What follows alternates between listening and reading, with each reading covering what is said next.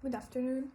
I'm Eleonora, and today I would like to talk about the book that I have recently read.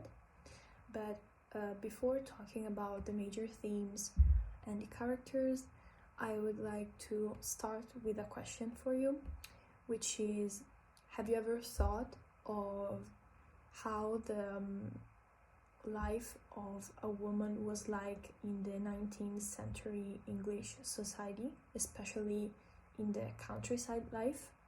Well, that's what Thomas Hardy describes in his novel Far from the Madding Crowd, published in 1874.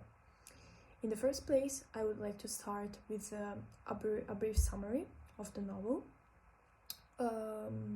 which is basically a portrait of the typical life in the English countryside in the 19th century, as I have already said.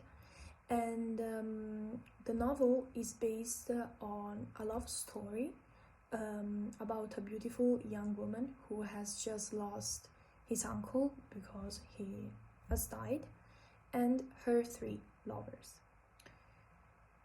In fact, I would like to start from the comparison between characters, who are the three lovers of the protagonist, Bathsheba. What happens is that these three men represent three different types of love. Their names are Gabriel, Mr. Bolwood, and Mr. Troy. Gabriel represents the true love, because although he has been refused from Bathsheba because she didn't love him, he's always been there for her, caring about her when she needed support and help. And he also went to work for her because she needed him.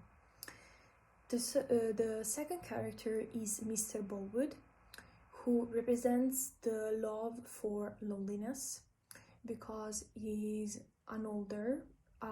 he is older than Bathsheba. And what happens is that he has never been interested in women, but one day he received a love letter for a joke from Bathsheba, and from that moment he started thinking and loving her, even if he didn't really know her. So he fell in love with the idea of being with a woman only because he was alone, and he was also maybe scared of dying alone because every year he was getting older.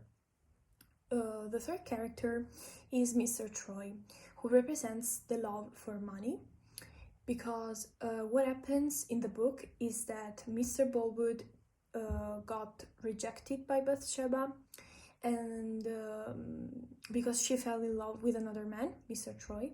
And since Mr. Bolwood wanted to see her happy and Mr. Troy needed money, Mr. Bolwood paid Troy to marry her and to see her happy. So they got married. The other thing that brings these three characters together is their different social status, and how this social status relates to the protagonist. The first one, Gabriel, is poor, is a shepherd, is a nobleman, so Bathsheba would have never married a poor man. The second one, Mr. Bolwood, is the owner of a lucrative farm.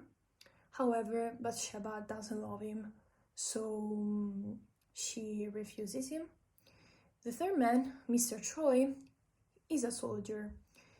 He isn't poor, but he isn't even that well off. But Bathsheba, let's say, that doesn't care, because Mr. Troy represents the unexpected love, and he's a good-looking, attractive man that make Bathsheba go crazy about him, so she falls in love with him. So now that we have talked about a bit the characters and we have a clear idea of the of the book, we can talk about the major themes. So the first one that I found is that Bathsheba is an example of feminine emancipation in the 19th century English society, because especially from some passages of the book, she directly speaks to the men who work for her, and she says that women can make the same effort as men in the fields.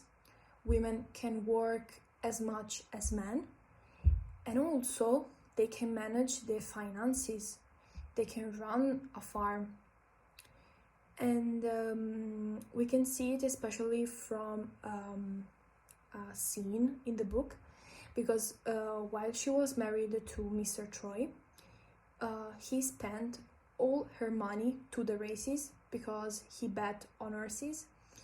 And what Bathsheba did is to tell him that he had to stop, because he wasn't working, he wasn't helping, he was only wasting all their money, and by doing so they would have become penniless. So here we can see how a woman can manage the business of a family, and how she cares about the money, and how the man does not work, does not help. And that's just an opposite idea of what we could have nowadays, so that men worked and women stayed at home. That isn't the image that Hardy gives. It's just the exact contrary. The second theme is love not as a pure and genuine feeling, but as a scare of being alone and money interest. The first thing is the scare of being alone, because as I said, Mr. Bowood was scared of being alone, and fell in love with Bathsheba just because he didn't have a woman to spend the rest of his life with. But also Bathsheba, at the end of the book, remained alone because her husband got killed by Mr. Bowood for jealousy, and he got married to Gabriel, the first man that she refused because was too poor. So just because she felt alone, she felt abandoned by everyone, decided to marry this man.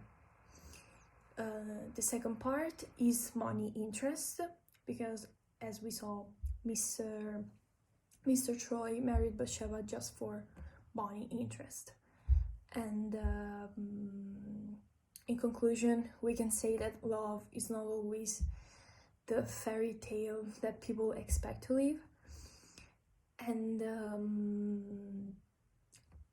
also Bathsheba's search for independence can be related to women of our times who are fighting for their rights and for their emancipation. Thank you for your attention. I hope that you have enjoyed my book presentation.